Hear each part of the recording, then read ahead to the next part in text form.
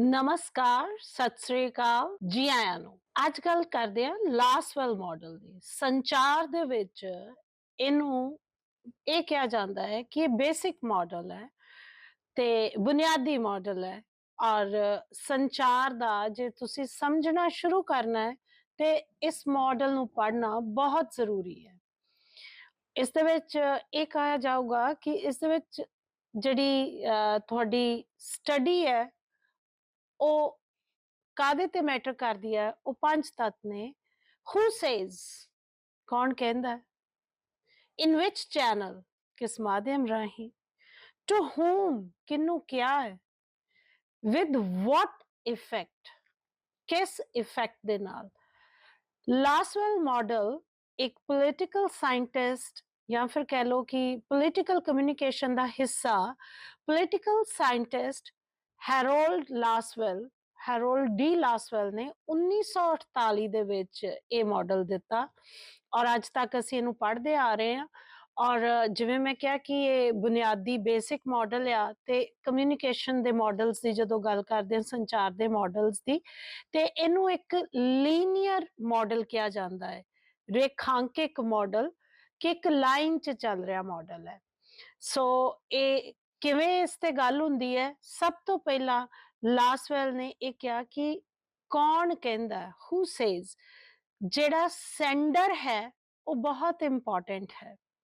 ਕਿਉਂ sander important ਮੰਨਿਆ ਜਾਂਦਾ ਹੈ? ਇਹਦਾ ਪਹਿਲਾ ਤੱਤ ਤੁਸੀਂ ਕਹਿ ਲਓ ਜਿਹਨੂੰ ਅਸੀਂ ਲੈ ਕੇ ਚੱਲਦੇ ਹਾਂ, ਤੇ ਇਹਨੂੰ ਕਿਹਾ ਜਾਂਦਾ ਹੈ ਕਿ ਇੱਕ ਹੂ, ਕੌਣ, ਉਹ ਅਧਿਆਪਕ ਆ, ਇੱਕ ਪੋਲੀਟੀਸ਼ੀਅਨ ਆ, ਜਾਂ ਉਹ ਡਾਕਟਰ ਹੈ ਜਿਹੜਾ ਸਿਹਤ ਦੇ ਬਾਰੇ ਗੱਲ ਕਰਦਾ ਹੈ, ਜਾਂ ਇਹ ਕਹਿ ਲਓ ਸਿਹਤ ਦੇ ਬਾਰੇ ਨਹੀਂ, ਉਹ ਕੋਈ ਹਾਰਟ ਸਪੈਸ਼ਲਿਸਟ ਹੈ, ਦਿਲ ਦਾ ਮਾਹਿਰ ਡਾਕਟਰ ਹੈ, ਤੇ ਉਹ ਸਿਰਫ ਉਹ ਦੱਸੇਗਾ, ਉਹ ਬਿਮਾਰੀ ਦੀ ਗੱਲ ਕਰ ਰਿਹਾ।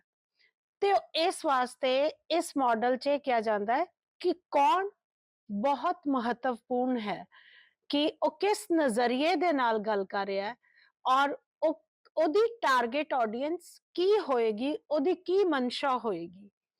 ਅਸੀਂ ਕਹਿ ਸਕਦੇ ਹਾਂ ਕਿ ਲਾਸਵੈਲ ਮਾਡਲ ਦੇ ਵਿੱਚ ਹੂ ਜਿਹੜਾ ਹੈ ਉਹ ਇੱਕ ਅਹਿਮ ਤੱਤ ਮੰਨਿਆ ਜਾਂਦਾ ਹੈ। ਇਹ ਤੱਤ ਸੰਚਾਰ ਦੇ ਭੇਜਣ ਵਾਲੇ ਜਾਂ ਸਰੋਤ ਦੇ ਸਵਾਲ ਨੂੰ ਸੰਬੋਧਿਤ ਕਰਦਾ ਹੈ।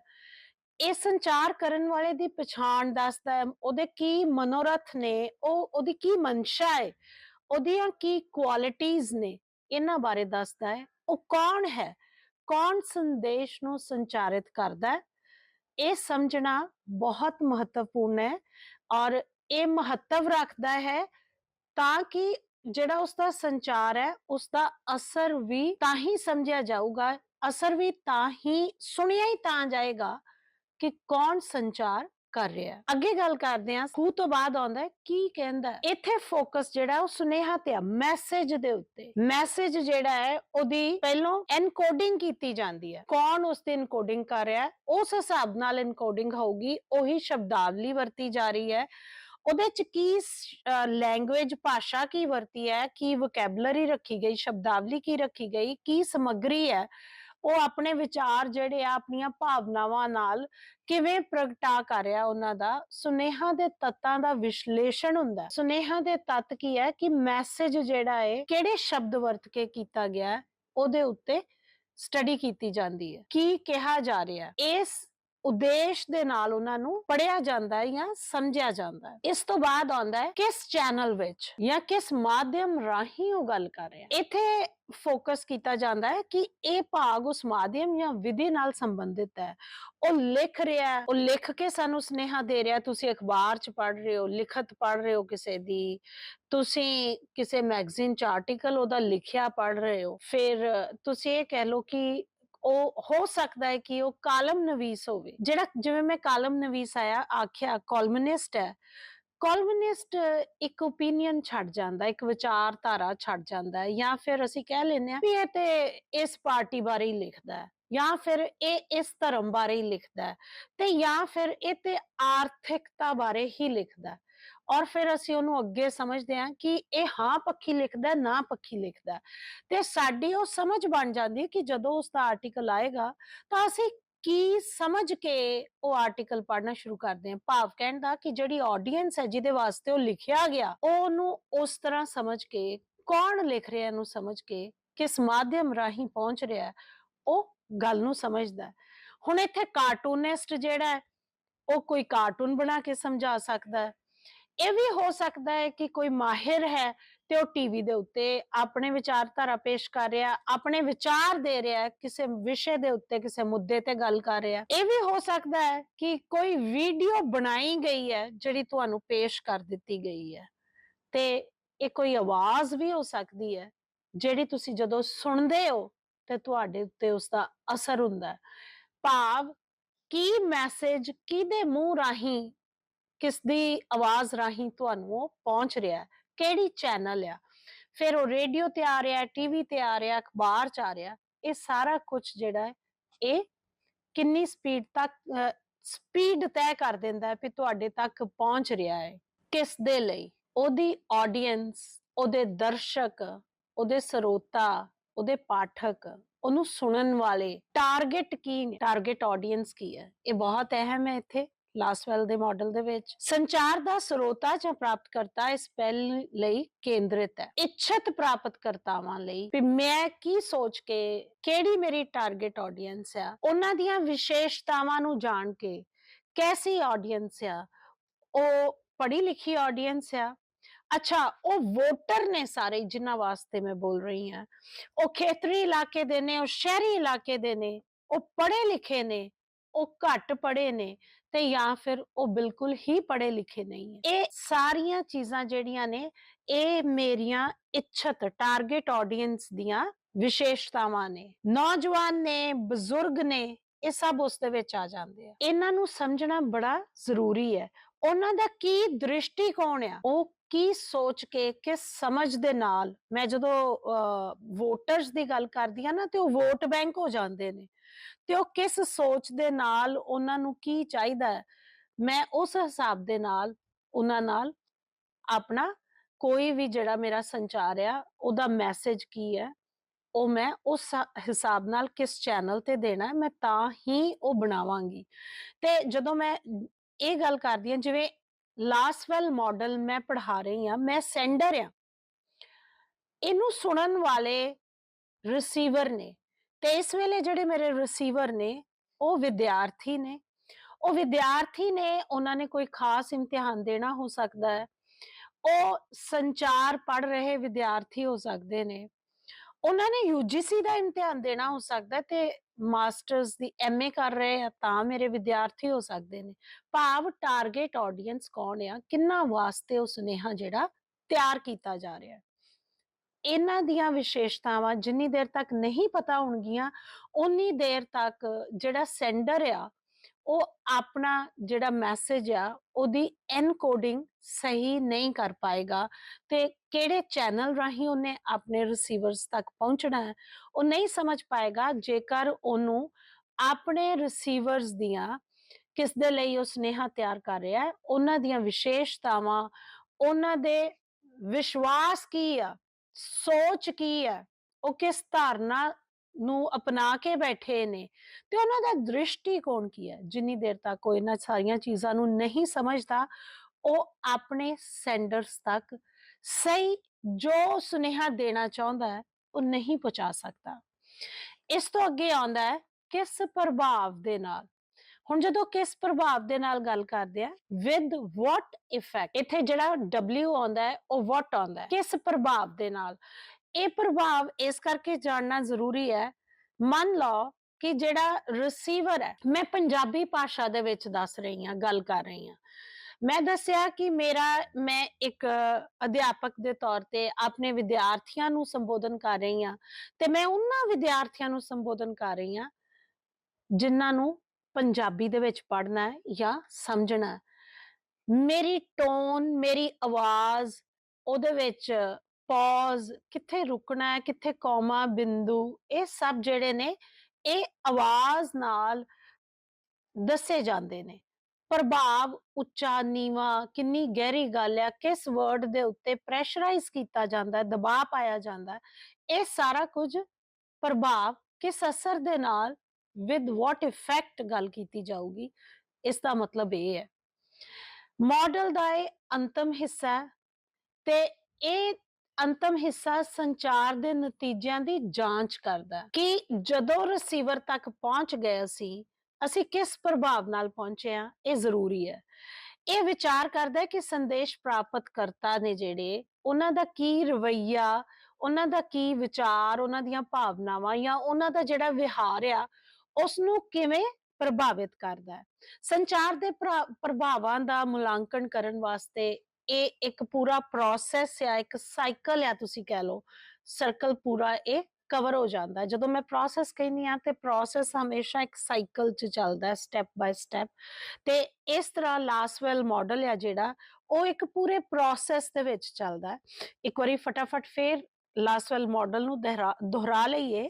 ਇਹ 1948 ਦੇ ਵਿੱਚ ਹੈਰਲਡ ਲਾਸਵੈਲ ਲਾਸਵੈਲ ਨੇ ਦਿੱਤਾ ਔਰ ਉਸਨੇ ਕਿਹਾ ਬੜੇ ਕਹਿ ਲਓ ਕਿ ਸਿੰਪਲ ਸ਼ਬਦਾਂ ਦੇ ਵਿੱਚ ਇਹ ਕਿਹਾ, who says what, ਕੌਣ ਕੀ ਕਹਿੰਦਾ, in which channel, with what, to whom, in which channel, to whom, with what effect। so ਇਹ ਪੰਜ ਚੀਜ਼ਾਂ ਕਵਰ ਹੋ ਗਈਆਂ। who ਕੌਣ, says what Ki, in which channel ਕਿਸ ਮਾਧਿਅਮ ਰਾਹੀਂ, to whom ਕਿਨੂੰ, with what effect ਕਿਸ ਪ੍ਰਭਾਵ ਦੇ ਨਾਲ। ਇਹ ਸੀ ਲਾਸਵੈਲ ਮਾਡਲ। ਤੇ ਫਟਾਫਟ ਇਸ ਦੇ ਕੀ ਸਾਨੂੰ ਫਾਇਦੇ ਨੇ, ਇਹਦੀਆਂ ਕੀ ਵਿਸ਼ੇਸ਼ਤਾਵਾਂ ਨੇ, ਇਹਦੇ ਕੀ ਫਾਇਦੇ ਨੇ, ਕੀ ਨੁਕਸਾਨ ਆ, ਇਸ ਤੇ ਵੀ ਝਾਤੀ ਮਾਰ ਲੈਂਦੇ ਆ। ਲਾਸਵੈਲ ਦਾ ਮਾਡਲ ਜਦੋਂ ਕਿ ਇਸ ਦੀ ਸਾਦਗੀ ਤੇ ਜ਼ਰੂਰੀ ਸੰਚਾਰ ਗਤੀਸ਼ੀਲਤਾ ਨੂੰ ਹਾਸਲ ਕਰਨ ਦੀ ਯੋਗਤਾ ਲਈ ਬਹੁਤ ਹੀ ਕੀਮਤੀ ਹੈ, ਬੜਾ ਵੈਲਿਊਏਬਲ ਹੈ ਇਹ ਬੇਸਿਕ ਮਾਡਲ। ਜਦੋਂ ਅਸੀਂ ਇਹਦੀ ਗੱਲ ਕਰਦੇ ਹਾਂ ਅਕਸਰ ਇਸ ਦੇ ਰੇਖਾਂਕਿਕ ਸੁਭਾਅ ਲੀਨੀਅਰ ਮਾਡਲ ਆ ਇਹ ਸਾਡਾ, ਅਤੇ ਫੀਡਬੈਕ, ਰੌਲੇ ਤੇ ਆਧੁਨਿਕ ਸੰਚਾਰ ਦੇ ਪਰਸਪਰ ਪ੍ਰਭਾਵਾਂ ਲਈ ਪ੍ਰਬੰਧਾਂ ਦੀ ਘਾਟ ਲਈ ਆਲੋਚਨਾ ਕੀਤੀ ਜਾਂਦੀ ਹੈ ਇਹਦੀ। ਅਸੀਂ ਕਹਿ ਦਿੰਦੇ ਆ ਕਿ ਇਸ ਦੇ ਵਿੱਚ ਨਾ ਤੇ ਨੋਇਸ ਦੀ ਗੱਲ ਹੋ ਰਹੀ ਹੈ ਤੇ ਇੱਕ ਲਾਈਨ 'ਚ ਚੱਲਣ ਵਾਲਾ ਲੀਨੀਅਰ ਮਾਡਲ ਆ ਇਹ। ਅਸੀਂ ਇਹਦੀ ਫੀਡਬੈਕ ਦੀ ਗੱਲ ਨਹੀਂ ਕਰਦੇ ਹੈਗੇ ਇਸ ਦੇ ਵਿੱਚ। ਇਹ ਚੀਜ਼ਾਂ ਨਾ ਹੋਣ ਕਰਕੇ ਅਸੀਂ ਇਹਦੀ ਥੋੜੀ ਆਲੋਚਨਾ ਕੀਤੀ ਜਾਂਦੀ ਹੈ ਇਸ ਦੀ, ਪਰ ਫਿਰ ਵੀ ਇਹ ਕਿਹਾ ਜਾਂਦਾ ਹੈ ਕਿ ਇਹ ਬੇਸਿਕ ਮਾਡਲ ਹੈ। ਜੇਕਰ ਅਸੀਂ ਸੰਚਾਰ ਦੀ ਸਾਇੰਸ ਨੂੰ ਸਮਝਣਾ ਹੈ ਤੇ ਸਾਨੂੰ ਲਾਸਵੈਲ ਮਾਡਲ ਪੜ੍ਹਨਾ ਲਾਜ਼ਮੀ ਬਣ ਜਾਂਦਾ ਹੈ। ਲਾਸਵੈਲ ਮਾਡਲ ਦੀਆਂ ਵਿਸ਼ੇਸ਼ਤਾਵਾਂ ਕੀ ਨੇ? ਲਾਸਵੈਲ ਦਾ ਸੰਚਾਰ ਦਾ ਮਾਡਲ ਇੱਕ ਸੰਖੇਪ ਫਰੇਮਵਰਕ ਹੈ ਜੋ ਸੰਚਾਰ ਪ੍ਰਕਿਰਿਆ ਦੀਆਂ ਮੁੱਖ ਵਿਸ਼ੇਸ਼ਤਾਵਾਂ ਤੇ ਭਾਗਾਂ ਦੀ ਰੂਪਰੇਖਾ ਦਿੰਦਾ ਹੈ। ਇਹਨੂੰ ਅਸੀਂ ਹਮੇਸ਼ਾ ਬੇਸਿਕ ਮਾਡਲ ਕਹਿ ਕੇ ਚੱਲਦੇ ਹਾਂ। ਇੱਥੇ ਲਾਸਵੈਲ ਦੇ ਮਾਡਲ ਦੀਆਂ ਜਿਹੜੀਆਂ ਮੁੱਖ ਵਿਸ਼ੇਸ਼ਤਾਵਾਂ ਨੇ ਉਹਨਾਂ ਵਿੱਚ ਸਭ ਤੋਂ ਪਹਿਲਾਂ ਆਉਂਦਾ ਹੈ ਇਹ ਤੱਤ ਆਧਾਰਿਤ ਪਹੁੰਚ ਰੱਖਦਾ ਹੈ। ਮਾਡਲ ਵੱਖ-ਵੱਖ ਤੱਤਾਂ ਦੇ ਇੱਕ ਸਮੂਹ ਦੇ ਦੁਆਲੇ ਸੰਚਾਰਿਤ ਹੈ ਜੋ ਸੰਚਾਰ ਪ੍ਰਕਿਰਿਆ ਨੂੰ ਸਮੂਹਿਕ ਤੌਰ ਤੇ ਪ੍ਰਭਾਸ਼ਿਤ ਕਰਦਾ ਹੈ। ਇਹ ਤੱਤ ਸੰਚਾਰ ਦੇ ਮਹੱਤਵਪੂਰਨ ਪਹਿਲੂਆਂ ਨੂੰ ਉਜਾਗਰ ਕਰਦੇ ਨੇ ਤੇ ਇਸ ਦੇ ਵੱਖ-ਵੱਖ ਮਾਪਾਂ ਦਾ ਵਿਸ਼ਲੇਸ਼ਣ ਕਰਨ ਵਿੱਚ ਮਦਦ ਕਰਦੇ ਨੇ। ਅਸੀਂ ਉਹਨਾਂ ਨੂੰ ਕਿਵੇਂ ਮੇਜ਼ਰ ਕਰਦੇ ਆ ਉਸ ਦਾ ਇਹ ਵਿਸ਼ਲੇਸ਼ਣ ਕਰਦੇ ਨੇ, ਐਨਾਲਿਸਿਸ ਕਰਦੇ ਨੇ। ਭਾਵ ਸਾਦਗੀ, ਸਿੰਪਲ ਮਾਡਲ ਆ, ਸਿੰਪਲਿਸਿਟੀ ਹੈ ਇਹਦੇ ਵਿੱਚ। ਲਾਸਵੈਲ ਦੇ ਮਾਡਲ ਨੂੰ ਸੰਚਾਰ ਦੀ ਮੁੱਢਲੀ ਸਮਝ ਪ੍ਰਦਾਨ ਕਰਨ ਲਈ ਜਾਣ ਬੁੱਝ ਕੇ ਸਰਲ ਬਣਾਇਆ ਗਿਆ। ਇਹ ਮਨੁੱਖੀ ਪਰਸਪਰ ਪ੍ਰਭਾਵ ਅਤੇ ਜਾਣਕਾਰੀ ਦੇ ਆਦਾਨ ਪ੍ਰਦਾਨ ਦੀਆਂ ਜਟਿਲਤਾਵਾਂ, ਕੰਪਲੈਕਸਿਟੀਜ਼ ਨੇ ਜਿਹੜੀਆਂ ਨੂੰ ਸਿੱਧੇ ਸਵਾਲਾਂ ਦੇ ਸਮੂਹ ਵਿੱਚ ਵੰਡ ਦਿੰਦਾ। ਇਹ ਲੀਨੀਅਰ ਮਾਡਲ ਹੈ, ਰੇਖਿਕ ਕ੍ਰਮ ਹੈ ਇਸਦਾ। ਮਾਡਲ ਤੱਤਾਂ ਦੇ ਇੱਕ ਰੇਖਿਕ ਕ੍ਰਮ ਦੀ ਪਾਲਣਾ ਕਰਦਾ ਹੈ, ਭੇਜਣ ਵਾਲੇ ਤੋਂ ਪ੍ਰਾਪਤ ਕਰਨ ਵਾਲੇ ਤੱਕ ਜਾਂਦਾ ਹੈ ਅਤੇ ਇੱਕ ਕ੍ਰਮਵਾਰ ਢੰਗ ਨਾਲ ਸੰਦੇਸ਼, ਚੈਨਲ, ਦਰਸ਼ਕ ਅਤੇ ਪ੍ਰਭਾਵ ਤੇ ਧਿਆਨ ਕੇਂਦਰਿਤ ਕਰਦਾ ਹੈ। ਇਸ ਤੋਂ ਅੱਗੇ ਆ ਜਾਂਦਾ ਜੀ ਮਾਡਲ ਸਵਾਲਾਂ ਦੀ ਇੱਕ ਲੜੀ ਦੇ ਆਲੇ ਦੁਆਲੇ ਤਿਆਰ ਕੀਤਾ ਗਿਆ ਹੈ ਜੋ ਸੰਚਾਰ ਦੇ ਜ਼ਰੂਰੀ ਪਹਿਲਾਵਾਂ ਨੂੰ ਕੈਪਚਰ ਕਰਕੇ ਜਿਸ ਨਾਲ ਇਸ ਨੂੰ ਯਾਦ ਰੱਖਣਾ ਵੀ ਸੌਖਾ ਹੈ ਤੇ ਆਸਾਨੀ ਨਾਲ ਇਹਨੂੰ ਲਾਗੂ ਕੀਤਾ ਜਾ ਸਕਦਾ ਹੈ। ਇਹ ਸਵਾਲ ਸੰਚਾਰ ਪ੍ਰਕਿਰਿਆਵਾਂ ਦੀ ਵਿਸ਼ਲੇਸ਼ਣ ਦੀ ਅਗਵਾਈ ਕਰਨ ਵਿੱਚ ਬਹੁਤ ਮਦਦ ਕਰਦਾ ਹੈ। ਭੇਜਣ ਵਾਲੇ ਤੇ ਕੇਂਦਰਿਤ ਪਹੁੰਚ ਆ। ਮਾਡਲ ਸੰਚਾਰ ਦੇ ਭੇਜਣ ਵਾਲੇ ਜਾਂ ਸਰੋਤ ਤੇ ਮਹੱਤਵਪੂਰਨ ਜ਼ੋਰ ਦਿੰਦਾ ਹੈ ਔਰ ਉਹਨੂੰ ਐਮਫਸਾਈਜ਼ ਕਰਦਾ ਹੈ। ਇਹ ਸਮਝਣ ਦੀ ਮਹੱਤਤਾ ਨੂੰ ਉਜਾਗਰ ਕਰਦਾ ਹੈ ਕਿ ਕੌਣ ਸੰਚਾਰ ਕਰ ਰਿਹਾ ਹੈ, ਉਹਨਾਂ ਦੇ ਮਨੋਰਥ ਕੀ ਨੇ, ਉਹਦੀ ਬੈਕਗ੍ਰਾਉਂਡ ਕੀ ਹੈ। ਇਸ ਸਾਰੀ ਚੀਜ਼ ਦੀ ਐਨਾਲਿਸਿਸ ਹੋ ਜਾਂਦਾ ਹੈ। ਇਹੀ ਵਿਸ਼ੇਸ਼ਤਾਵਾਂ ਜਿਹੜੀਆਂ ਨੇ ਉਹਦੇ ਕੰਟੈਂਟ ਦੇ ਵਿੱਚ ਪ੍ਰਗਟ ਹੋਣਗੀਆਂ। ਸੁਨੇਹਾ ਸਮੱਗਰੀ, ਸੁਨੇਹਾ ਸਮੱਗਰੀ ਲਾਸਵੈਲ ਦਾ ਮਾਡਲ ਸੰਦੇਸ਼ ਦੀ ਮਹੱਤਤਾ ਨੂੰ ਸਵੀਕਾਰ ਕਰਦਾ ਹੈ। ਸਮੱਗਰੀ ਜਾਣਕਾਰੀ ਉਹ ਵਿਚਾਰਾਂ ਨੂੰ ਭੇਜਣ ਵਾਲੇ ਤੇ ਪ੍ਰਾਪਤਕਰਤਾ ਤੱਕ ਪ੍ਰਸਾਰਿਤ ਕੀਤੇ ਜਾਣ ਤੇ ਐਮਫਸਾਈਜ਼ ਕਰਦਾ ਹੈ, ਜ਼ੋਰ ਦਿੰਦਾ ਹੈ। ਮੀਡੀਅਮ ਜਾਂ ਚੈਨਲ ਮਾਡਲ ਸੰਚਾਰ ਮਾਧਿਅਮ ਜਾਂ ਚੈਨਲ ਦੀ ਭੂਮਿਕਾ ਨੂੰ ਪਛਾਣਦਾ ਹੈ ਜਿਸ ਰਾਹੀਂ ਸੰਦੇਸ਼ ਪਹੁੰਚਾਇਆ ਜਾਂਦਾ ਹੈ। ਵੱਖ-ਵੱਖ ਚੈਨਲ ਪ੍ਰਭਾਵਿਤ ਕਰ ਸਕਦੇ ਨੇ ਕਿ ਸੁਨੇਹਾ ਨੂੰ ਕਿਵੇਂ ਪ੍ਰਾਪਤ ਕੀਤਾ ਜਾਵੇ ਤੇ ਉਸ ਦੀ ਕੀ ਵਿਆਖਿਆ ਕੀਤੀ ਜਾਵੇ। ਪ੍ਰਾਪਤਕਰਤਾ ਦੇ ਵਿਚਾਰ ਲਾਸਵੈਲ ਦਾ ਮਾਡਲ ਸੰਚਾਰ ਦੇ ਪ੍ਰਾਪਤਕਰਤਾ ਤੇ ਬਹੁਤ ਜ਼ੋਰ ਦਿੰਦਾ ਹੈ, ਜਿਸ ਵਿੱਚ ਉਹਨਾਂ ਦੀਆਂ ਵਿਸ਼ੇਸ਼ਤਾਵਾਂ, ਰਵੱਈਏ, ਉਹਨਾਂ ਦੇ ਸੰਦੇਸ਼ ਨੂੰ ਲੈਣਾ, ਉਸ ਤੇ ਜਵਾਬ ਸਭ ਉਸ ਦੇ ਵਿੱਚ ਸ਼ਾਮਿਲ ਹੁੰਦੇ ਨੇ। ਇਸ ਦਾ ਪ੍ਰਭਾਵ ਅਤੇ ਉਸ ਦਾ ਅਸਰ ਕੈਸਾ ਹੈ। ਅਸਰ ਦੇ ਉੱਤੇ ਫੀਡਬੈਕ ਤੇ ਗੱਲ ਨਹੀਂ ਕਰਦਾ, ਪ੍ਰਭਾਵ ਤੇ ਗੱਲ ਕਰਦਾ ਹੈ। ਮਾਡਲ ਸੰਚਾਰ ਦੇ ਪ੍ਰਭਾਵ ਜਾਂ ਪ੍ਰਭਾਵ ਤੇ ਧਿਆਨ ਕੇਂਦਰਿਤ ਕਰਕੇ ਸਮਾਪਤ ਹੁੰਦਾ ਹੈ। ਇਹ ਮੁਲਾਂਕਣ ਕਰਨ ਦੀ ਮਹੱਤਤਾ ਨੂੰ ਰੇਖਾਂਕਿਤ ਕਰਦਾ ਹੈ ਕਿ ਸੰਦੇਸ਼ ਪ੍ਰਾਪਤ ਕਰਨ ਵਾਲੇ ਦੇ ਵਿਚਾਰਾਂ, ਭਾਵਨਾਵਾਂ, ਵਿਹਾਰਾਂ ਜਾਂ ਵਿਚਾਰਾਂ ਨੂੰ ਕਿਵੇਂ ਪ੍ਰਭਾਵਿਤ ਕਰਦਾ ਹੈ। ਮਾਸ ਕਮਿਊਨੀਕੇਸ਼ਨ ਲਈ ਇਹਦੀ ਐਪਲੀਕੇਸ਼ਨ ਕੀਤੀ ਜਾਂਦੀ ਹੈ। ਇਹ ਅਪਲਾਈ ਹੁੰਦਾ ਹੈ ਮਾਸ ਕਮਿਊਨੀਕੇਸ਼ਨ ਦੇ ਵਿੱਚ। ਹਾਲਾਂਕਿ ਲਾਸਵੈਲ ਦਾ ਮਾਡਲ ਸੰਚਾਰ ਦੇ ਵੱਖ-ਵੱਖ ਰੂਪਾਂ ਤੇ ਲਾਗੂ ਹੋ ਸਕਦਾ ਹੈ। ਇਸਨੇ ਮੀਡੀਆ ਅਤੇ ਜਨਤਕ ਭਾਸ਼ਣ ਨਾਲ ਇਸ ਦੀ ਪ੍ਰਸੰਗਤਾ ਦੇ ਕਾਰਨ ਜਨਤਕ ਸੰਚਾਰ ਤੇ ਰਾਜਨੀਤਿਕ ਸੰਚਾਰ ਦੇ ਅਧਿਐਨ ਵਿੱਚ ਬਹੁਤ ਵਿਸ਼ੇਸ਼ ਥਾਂ ਪ੍ਰਾਪਤ ਕੀਤੀ ਹੈ। ਇਹਨੂੰ ਪ੍ਰਮੁੱਖਤਾ ਦਿੱਤੀ ਜਾਂਦੀ ਹੈ ਇਸ ਮਾਡਲ ਨੂੰ। ਕੁਝ ਮਹੱਤਵਪੂਰਨ ਜਨਤਕ ਸੰਚਾਰ ਸਿਧਾਂਤਾਂ ਦੇ ਵਿੱਚ ਇਸ ਨੂੰ ਪਹਿਲ ਤੇ ਲਾਗੂ ਕੀਤਾ ਜਾਂਦਾ ਹੈ।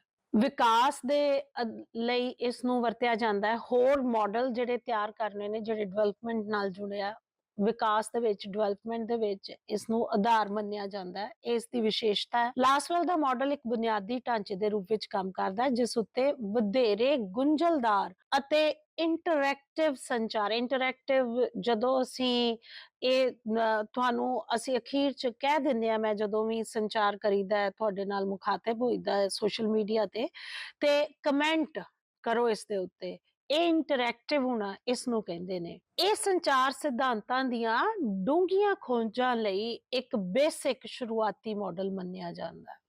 ਲਾਸਵੈਲ ਦੇ ਸੰਚਾਰ ਮਾਡਲ ਦੇ ਫਾਇਦੇ ਨੇ, ਬਹੁਤ ਫਾਇਦੇ ਨੇ ਇਸ ਮਾਡਲ ਦੇ। ਇਹ ਮਾਡਲ ਜਿਹੜਾ ਹੈ ਇਹ ਇਤਿਹਾਸਿਕ ਮਹੱਤਤਾ ਰੱਖਦਾ ਹੈ। ਇਹਦਾ ਇੱਕ ਹਿਸਟੋਰਿਕ ਇੰਪੋਰਟੈਂਸ ਹੈ। ਮੈਂ ਸ਼ੁਰੂ 'ਚ ਕਿਹਾ ਕਿ ਇਹ ਸਾਡਾ ਬੇਸਿਕ ਮਾਡਲ ਹੈ ਗਿਣਿਆ ਜਾਂਦਾ।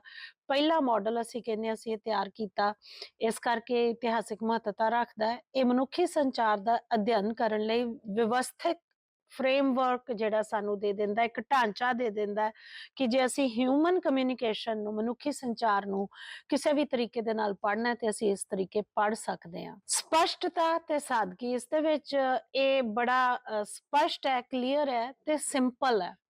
ਮਾਡਲ ਦਾ ਸਿੱਧਾ ਢਾਂਚਾ ਤੇ ਸੰਖੇਪ ਸੂਤਰ ਇਸ ਨੂੰ ਸਮਝਣਾ ਆਸਾਨ ਬਣਾਉਂਦੇ ਆ। ਖਾਸ ਕਰਕੇ ਸੰਚਾਰ ਅਧਿਐਨ ਦੇ ਖੇਤਰ ਵਿੱਚ ਸ਼ੁਰੂਆਤ ਕਰਨ ਵਾਲੀਆਂ ਜਿਨ੍ਹਾਂ ਨੇ ਬੇਸਿਕ ਪੜ੍ਹਨਾ ਸ਼ੁਰੂ ਕਰਨਾ, ਤੇ ਤੁਸੀਂ ਪੜ੍ਹਦੇ ਹੀ ਹੋ BA JMC ਦੇ ਵਿੱਚ ਵੀ, MA JMC ਦੇ ਵਿੱਚ ਵੀ, ਇਹਨੂੰ ਬੇਸਿਕ ਮਾਡਲ ਮੰਨ ਕੇ ਅਸੀਂ ਚੱਲਦੇ ਹਾਂ ਕਿ ਇਥੋਂ ਸ਼ੁਰੂਆਤ, ਇਹ ਜਾਣ ਪਛਾਣ ਕਰਾਉਂਦਾ ਹੈ ਕਿ ਅਸੀਂ ਕਿਵੇਂ ਅੱਗੇ ਕਿਸੇ ਵੀ ਇੱਕ ਐਲੀਮੈਂਟ ਨੂੰ ਲੈ ਕੇ ਉੱਤੇ ਸਟੱਡੀ ਕਰਨੀ ਹੈ। ਗਾਈਡਡ ਵਿਸ਼ਲੇਸ਼ਣ, ਗਾਈਡਡ ਐਨਾਲਿਸਿਸ ਕਰਨਾ ਚਾਹੁੰਦੇ ਹਾਂ ਜੇ ਅਸੀਂ, ਇਹ ਬਹੁਤ ਮਹੱਤਵਪੂਰਨ ਹੈ। ਗਾਈਡਡ ਵਿਸ਼ਲੇਸ਼ਣ ਮਾਡਲ ਸੰਚਾਰ ਪ੍ਰਕਿਰਿਆਵਾਂ ਦਾ ਵਿਸ਼ਲੇਸ਼ਣ ਕਰਨ ਲਈ ਇੱਕ ਸਪਸ਼ਟ ਢਾਂਚਾ, ਇੱਕ ਫਰੇਮਵਰਕ ਦੇ ਦਿੰਦਾ ਹੈ ਜਿਸ ਦੇ ਤਹਿਤ ਵੱਖਰੇ ਵੱਖਰੇ ਤੱਤਾਂ ਤੇ ਪ੍ਰਸ਼ਨਾਂ ਨੂੰ ਤੋੜ ਕੇ ਅਸੀਂ ਸਮਝ ਕੇ ਜਿਹੜੇ ਖੋਜਕਰਤਾ ਨੇ ਉਹ ਉਸ ਦੇ ਉੱਤੇ, ਜਾਂ ਵਿਦਿਆਰਥੀ ਆ ਜਾਂ ਰਿਸਰਚਰ ਆ ਜਾਂ ਪ੍ਰੈਕਟੀਸ਼ਨਰ ਆ, ਉਸ ਤੇ ਕੰਮ ਕਰ ਸਕਦੇ ਨੇ, ਖੋਜ ਕਰ ਸਕਦੇ ਨੇ ਔਰ ਇਸ ਦੀ ਹਰ ਇੱਕ ਪਹਿਲੂ ਦੀ ਪ੍ਰਤੀਕਿਰਿਆ ਜਿਹੜੀ ਆ ਉਸ ਤੇ ਕੰਮ ਕੀਤਾ ਜਾ ਸਕਦਾ। ਯੋਜਨਾਬੱਧ ਤਰੀਕੇ ਦੇ ਨਾਲ ਅਸੀਂ ਕੰਮ ਕਰ ਸਕਦੇ। ਸਮਝ ਲਈ ਬੇਸਿਕ ਫਾਊਂਡੇਸ਼ਨ ਮੰਨੀ ਜਾਂਦੀ ਹੈ। ਲਾਸਵੈਲ ਦਾ ਮਾਡਲ ਇੱਕ ਬੁਨਿਆਦੀ ਸੰਕਲਪ ਵਜੋਂ ਕੰਮ ਕਰਦਾ ਹੈ ਜਿਸ ਉੱਤੇ ਵਧੇਰੇ ਗੁੰਝਲਦਾਰ ਸੰਚਾਰ ਸਿਧਾਂਤ ਅਤੇ ਮਾਡਲ ਬਣਾਏ ਗਏ ਨੇ। ਇਹ ਸੰਚਾਰ ਗਤੀਸ਼ੀਲਤਾ ਦੀਆਂ ਪੇਚੀਦਗੀਆਂ, ਕੰਪਲੈਕਸਿਟੀਜ਼ ਨੇ ਜਿਹੜੀਆਂ, ਇਹ ਸਾਰੀਆਂ ਜਿਹੜੀਆਂ ਡੂੰਘਾਈਆਂ ਤੇ ਜੇ ਅਸੀਂ ਡੂੰਘੀ ਖੋਜ ਕਰਨੀ ਹੈ ਤੇ ਇਹਨੂੰ ਬੇਸ ਮੰਨ ਕੇ ਅਸੀਂ ਸ਼ੁਰੂ ਕਰ ਸਕਦੇ ਹਾਂ। ਮੁੱਖ ਧਾਰਨਾਵਾਂ ਦੀ ਜਾਣ ਪਛਾਣ ਮਾਡਲ ਸਿੱਖਿਆਰਥੀਆਂ ਨੂੰ, ਵਿਦਿਆਰਥੀਆਂ ਨੂੰ, ਸਿੱਖਣ ਵਾਲਿਆਂ ਲਈ, ਖੋਜਾਰਥੀਆਂ ਲਈ ਇਹ ਇੱਕ ਮੁੱਖ ਸੰਕਲਪਾਂ ਜਿਵੇਂ ਕਿ ਭੇਜਣ ਵਾਲਾ, ਸੈਂਡਰ, ਸੁਨੇਹਾ, ਮੈਸੇਜ, ਚੈਨਲ, किस माध्यम राही जा रहा, ते रिसीवर प्राप्त करने वाला, इस दे उत्ते की प्रभाव पैने, इन्हां सारियां 5 एलिमेंट्स दे नाल वाकिफ कराउंदा है ते इन्हां दे उत्ते ही असीं अगे सारी रिसर्च करदे हां। भेजण वाले ਅਤੇ संदेश ते ध्यान, भेजण वाले ते जोर, संदेश दी समग्री, इस दे नाल असीं की इच्छक अपने मेरे दर्शक ने, ਸਰੋਤਾ ਨੇ, मैं गल कीती है, उन्हां दे नाल पहिलों वाकफियत कराउंदा है ते तुसीं उन्हां दे उत्ते गलबात करदे हो। ਇਸ ਤੋਂ ਅੱਗੇ ਅਸੀਂ ਇਹ ਕਹਿ ਸਕਦੇ ਹਾਂ ਕਿ ਇਹ ਸਾਰੀਆਂ ਵਿਸ਼ੇਸ਼ਤਾਵਾਂ ਨੇ ਇਸ ਮਾਡਲ ਦੀਆਂ। ਮੀਡੀਆ ਦੀ ਅਸੀਂ ਵਿਸ਼ਲੇਸ਼ਣ ਜਦੋਂ ਕਰਦੇ ਹਾਂ ਤੇ ਅਸੀਂ ਇਸ ਨੂੰ ਬੇਸਿਕ ਰੱਖ ਕੇ ਸੈਂਡਰ ਤੇ ਉਸਦੇ ਚੈਨਲ 'ਚ ਉਹਦੀ ਪੇਸ਼ਕਾਰੀ ਕੈਸੀ ਕੀਤੀ ਗਈ ਉਸਦੇ ਉੱਤੇ ਅਸੀਂ ਗੱਲ ਕਰ ਸਕਦੇ ਹਾਂ, ਖੋਜ ਕਰ ਸਕਦੇ ਹਾਂ। ਰਿਸਰਚ ਦੇ ਵਿੱਚ ਇਹ ਬਹੁਤ ਅਹਿਮ ਮੰਨਿਆ ਜਾਂਦਾ ਹੈ ਤੇ ਇਹ ਕਿਹੜਾ ਮਾਧਿਅਮ ਅਸੀਂ ਲਿਆ ਤੇ ਉਹਨੂੰ ਕਿਵੇਂ ਅਪਲਾਈ ਕੀਤਾ, ਅਸੀਂ ਉਹਦੇ ਤੇ ਗੱਲ ਕਰ ਸਕਦੇ ਹਾਂ। ਅਸੀਂ ਅੱਗੇ ਗੱਲ ਕਰੀਏ ਕਿ ਇੱਕ ਟੀਚਿੰਗ ਟੂਲ ਵੀ ਹੈ ਸਾਡਾ। ਅਸੀਂ ਜਦੋਂ ਪੜ੍ਹਾਉਂਦੇ ਹਾਂ ਤੇ ਅਸੀਂ ਇਹਨੂੰ ਇੱਕ ਟੂਲ, ਇੱਕ ਮਾਧਿਅਮ ਮੰਨ ਕੇ ਚੱਲਦੇ ਹਾਂ ਕਿ ਵਿਦਿਆਰਥੀਆਂ ਨੂੰ ਅਸੀਂ ਜੇ ਸੰਚਾਰ ਦੇ ਸਿਧਾਂਤਾਂ ਦੇ ਬੁਨਿਆਦੀ ਸਿਖਲਾਈ ਦੇਣੀ ਹੈ ਤੇ ਫਿਰ ਅਸੀਂ ਉਹਨਾਂ ਧਾਰਨਾਵਾਂ ਤੋਂ ਜੇ ਜਾਣੂ ਕਰਾਉਣਾ ਹੈ ਤੇ ਇਹ ਬੁਨਿਆਦੀ ਮਾਡਲ ਆ ਜਿੱਥੋਂ ਅਸੀਂ ਸ਼ੁਰੂ ਕਰਦੇ ਹਾਂ। ਪੜ੍ਹਾਈ ਹੁੰਦੀ ਹੈ ਜਿਸ ਦੀ, ਉਸ ਤੋਂ ਬਾਅਦ ਸੰਚਾਰ ਦੀ ਯੋਜਨਾ ਕਰਨੀ ਹੈ, ਅਸੀਂ ਪਲਾਨ ਕਰਨਾ ਹੈ, ਮੈਸੇਜ ਕਮਿਊਨੀਕੇਟ ਕਿਵੇਂ ਕਰਨਾ, ਅਸੀਂ ਕਮਿਊਨੀਕੇਸ਼ਨ ਦੀ ਪਲੈਨਿੰਗ ਕਰਨੀ ਹੈ ਤੇ ਲਾਸਵੈਲ ਦਾ ਜਿਹੜਾ ਮਾਡਲ ਹੈ ਉਸ ਦੇ ਵਿੱਚ ਬਹੁਤ ਯੋਗਦਾਨ ਪਾਉਂਦਾ ਹੈ। ਸੰਚਾਰ ਪ੍ਰਭਾਵਾਂ ਨੂੰ ਸਮਝਣਾ ਚਾਹੁੰਦੇ ਆ ਤਾਂ ਅਸੀਂ ਇਹਨੂੰ ਕੇਂਦਰਿਤ ਕਰਕੇ ਇਸ ਮਾਡਲ ਰਾਹੀਂ ਅਸੀਂ ਸੰਚਾਰ ਦਾ 5 ਐਲੀਮੈਂਟਸ ਦਾ ਜਿਹੜਾ ਮੁਲਾਂਕਣ ਕਰ ਸਕਦੇ ਹਾਂ। ਉਹਦੇ ਬਾਅਦ ਬਹੁਪੱਖਤਾ, ਇਹਦੇ ਚ ਬਹੁਪੱਖਤਾ ਇਸ ਤਰ੍ਹਾਂ ਹੈ ਕਿ ਇਹ ਮਾਡਲ ਅਕਸਰ ਜਨਤਕ ਸੰਚਾਰ ਅਤੇ ਰਾਜਨੀਤਿਕ ਸੰਚਾਰ ਨਾਲ ਜੁੜਿਆ। ਇਹ ਜਨਤਕ ਸੰਚਾਰ ਪਬਲਿਕ ਕਮਿਊਨੀਕੇਸ਼ਨ ਹੋ ਗਿਆ ਤੇ ਰਾਜਨੀਤਿਕ ਪੋਲੀਟੀਕਲ ਕਮਿਊਨੀਕੇਸ਼ਨ।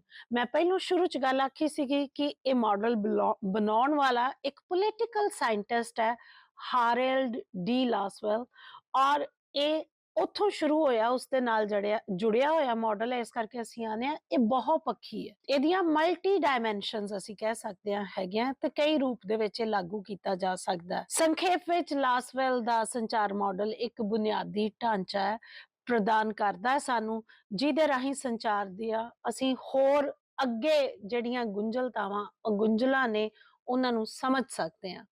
ਹੁਣ ਗੱਲ ਆਉਂਦੀ ਹੈ ਕਿ ਕਿਤੇ ਨਾ ਕਿਤੇ ਇਸ ਦੀਆਂ ਜਿਹੜਾ ਮਾਡਲ ਆ, ਇਸ ਨੂੰ ਅਸੀਂ ਇਹਦੀਆਂ ਐਡਵਾਂਟੇਜਸ ਦੀ ਗੱਲ ਕੀਤੀ ਹੈ ਤੇ ਡਿਸਐਡਵਾਂਟੇਜਸ ਵੀ, ਅਸੀਂ ਇਹਨੂੰ ਕ੍ਰਿਟਿਸਿਜ਼ਮ ਵੀ ਇਸ ਦਾ ਹੁੰਦਾ ਤੇ ਜਦੋਂ ਇਹਦਾ ਕ੍ਰਿਟਿਸਿਜ਼ਮ ਹੁੰਦਾ, ਇਹਦੀ ਆਲੋਚਨਾ ਹੁੰਦੀ ਹੈ, ਇਹਦਾ ਨੁਕਸਾਨ ਕੀ ਹੈ ਉਹਦੀ ਵੀ ਗੱਲ ਕਰਨੀ ਜ਼ਰੂਰੀ ਹੈ। ਇੱਥੇ ਮੈਂ ਦੱਸ ਦਵਾਂ ਕਿ ਜਦੋਂ ਤੁਹਾਨੂੰ ਇਹ ਸਵਾਲ ਆਉਂਦਾ ਹੈ, ਇਹ 10-20 ਨੰਬਰ ਦਾ ਸਵਾਲ ਬਣ ਜਾਂਦਾ ਹੈ। ਇੱਥੇ ਤੁਸੀਂ ਇੱਕ ਡਾਇਆਗ੍ਰਾਮ ਵੀ ਬਣਾਉਣਾ ਹੈ, who says what to whom in which context, ਕਿਵੇਂ ਗੱਲ ਕਰਦਾ, ਉਹ ਸਾਰਾ ਤੁਸੀਂ ਲਾਈਨ ਸਿਰ ਇੱਕ ਲੀਨੀਅਰ ਮਾਡਲ ਦੇ ਰੂਪ ਵਿੱਚ ਬਣਾਓਗੇ ਪੂਰਾ ਤੇ ਫਿਰ ਤੁਸੀਂ ਹਰ ਚੀਜ਼ ਨੂੰ ਅੱਗੇ ਦੱਸੋਗੇ।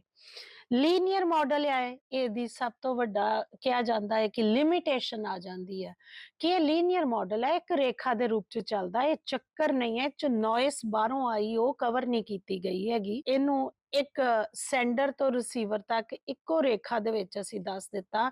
ਅਸੀਂ ਇਹਦੀ ਫੀਡਬੈਕ ਨਹੀਂ ਲਈ, ਫੀਡਬੈਕ ਤੇ ਚੈਨਲ ਦੀ ਵੀ ਹੁੰਦੀ ਆ, ਰਿਸੀਵਰ ਦੀ ਵੀ ਹੁੰਦੀ ਆ, ਜੇ ਨੋਇਸ ਆ ਗਈ ਉਹਦੀ ਆ, ਮੈਸੇਜ ਦੀ ਡੀਕੋਡਿੰਗ ਦੀ ਹੈ।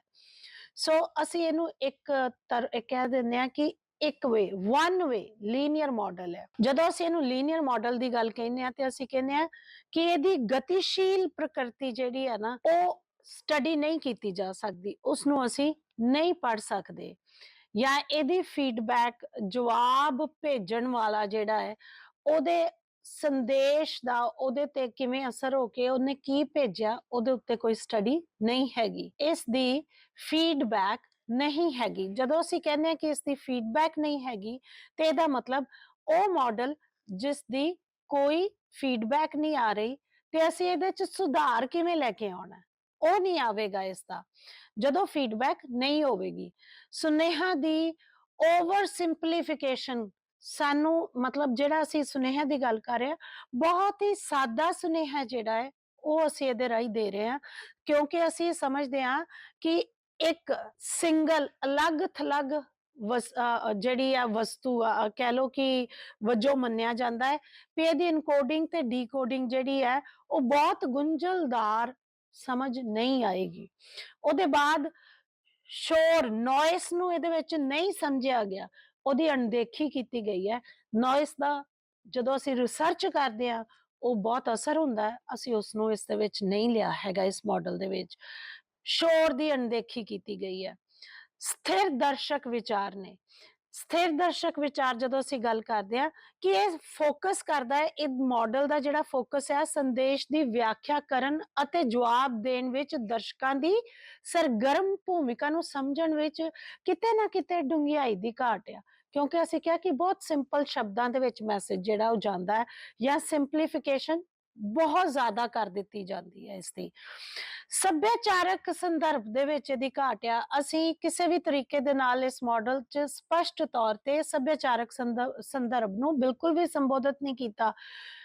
ਸਾਡੇ ਤੇ ਕਲਚਰ ਦਾ ਬਹੁਤ ਅਸਰ ਹੁੰਦਾ ਤੇ ਅਸੀਂ ਕਿਹਦੇ ਲਈ ਗੱਲ ਕਰ ਰਹੇ ਹਾਂ, ਉਸ ਕਲਚਰ ਦੀ ਗੱਲ ਨਹੀਂ ਕੀਤੀ ਗਈ ਹੈਗੀ ਇਸ ਮਾਡਲ ਦੇ ਵਿੱਚ ਬਿਲਕੁਲ ਵੀ। ਸੁਨੇਹਾ ਪ੍ਰਭਾਵ ਜਿਹੜਾ ਹੈ ਉਹ ਵੀ ਓਵਰ ਸਿੰਪਲੀਫਾਈਡ ਅਸੀਂ ਕਹਿ ਲਓ ਮੰਨਿਆ ਜਾਏਗਾ ਇਸ ਦੇ ਵਿੱਚ। ਤਕਨੀਕੀ ਤਰੱਕੀ, ਤਕਨੀਕੀ ਅਸੀਂ ਬਹੁਤ ਤਰੱਕੀ ਕਰ ਚੁੱਕੇ ਹਾਂ ਤਕਨੀਕੀ ਤੌਰ ਤੇ ਜਦੋਂ ਅਸੀਂ ਇਸ ਮਾਡਲ ਦੀ ਗੱਲ ਕਰਦੇ ਹਾਂ, ਅਸੀਂ ਹਰ ਸਿਸਟਮ ਦੇ ਵਿੱਚ ਚੈਨਲ 'ਚ ਇਹ ਮਾਡਲ ਨੂੰ ਨਹੀਂ ਅਪਣਾ ਸਕਦੇ।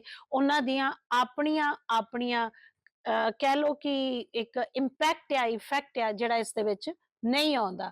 ਤੇ ਜਦੋਂ ਅਸੀਂ ਗੁੰਝਲਦਾਰ ਸੰਚਾਰ ਕਰਨਾ ਹੈ ਉਸ ਦੇ ਵਾਸਤੇ ਇਹ ਮਾਡਲ ਜਿਹੜਾ ਹੈ ਇਹ ਨਾ ਕਾਫੀ ਹੈ। ਸੋ ਅਸੀਂ ਇਹ ਕਹਿ ਸਕਦੇ ਹਾਂ ਕਿ ਅੰਡਰ ਡਿਵੈਲਪਡ ਮਾਡਲ ਆ, ਸਿਧਾਂਤਕ ਤੌਰ ਤੇ ਇਸ ਨੂੰ ਅੰਡਰ ਡਿਵੈਲਪਡ ਮਾਡਲ ਕਹਿ ਸਕਦੇ ਹਾਂ। ਤੇ ਇਹ ਜਦੋਂ ਤੁਸੀਂ ਇਹ ਜਵਾਬ ਲਿਖਣਾ ਹੈ, ਤੁਸੀਂ ਇਹਦੀ ਪਰਿਭਾਸ਼ਾ ਦੇਣੀ ਹੈ, ਡਾਇਆਗ੍ਰਾਮ ਬਣਾਉਣਾ ਹੈ, ਇਹਦੀਆਂ ਲਿਮਿਟੇਸ਼ਨਸ, ਇਹਦੇ ਫਾਇਦੇ ਉਹ ਸਾਰੇ ਡਿਫਾਈਨ ਕਰਨੇ ਆ। ਜਿੱਥੇ ਕਿਤੇ ਕੋਈ ਕਮੀ ਲੱਗਦੀ ਆ ਜਾਂ ਕੈਸਾ ਲੱਗਾ ਉਸ ਦਾ ਫੀਡਬੈਕ ਜ਼ਰੂਰ ਦੇਣਾ। ਧਿਆਨ ਨਾਲ ਪੜੋ, ਵਧੇਰੇ ਪੜੋ, ਸੈਰ ਕਰਿਆ ਕਰੋ, ਸਿਹਤ ਦਾ ਧਿਆਨ ਰੱਖੋ। ਧੰਨਵਾਦ।